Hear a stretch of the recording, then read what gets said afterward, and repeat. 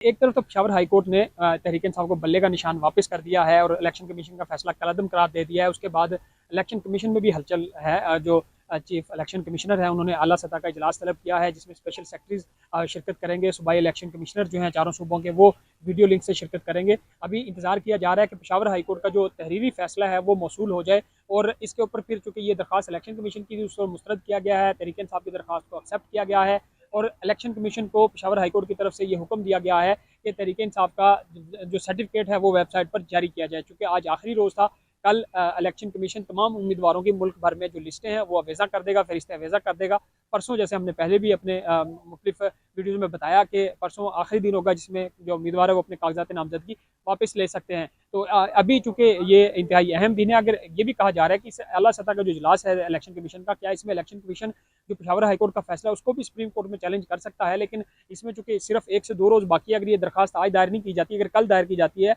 और फिर जुम्मे का रोज़ जो हफ्ते का आखिरी रोज़ होगा उसमें अगर ये दरखास्त समाअत के लिए मुकर्रर नहीं होती तो फिर पेशावर हाई कोर्ट का फैसला इलेक्शन कमीशन को मानना पड़ेगा और इलेक्शन कमीशन को तहरीक इंसाफ को बल्ले का निशान भी देना पड़ेगा और सर्टिफिकेट भी जारी करना पड़ेगा। और इतना ज़्यादा वक्त है नहीं कि इलेक्शन कमीशन अब मजीद कहा जा रहा है, जो कानूनी माहिरीन है वो समझते हैं कि इस केस में पड़े कि वो मामले को लटकाए और तहरीक इंसाफ को बल्ले का निशान ना दे। अब देखना ये है कि एक तरफ तो तहरीक इंसाफ खुशियाँ मना रही है कि उनको बैलेट पेपर पे बल्ले का निशान मिल गया है, दूसरी तरफ इलेक्शन कमीशन भी सर जोड़ के बैठा है कि पेशावर हाई कोर्ट के फैसले के तनाजुर में अब अगला लाहेअमल क्या होना चाहिए।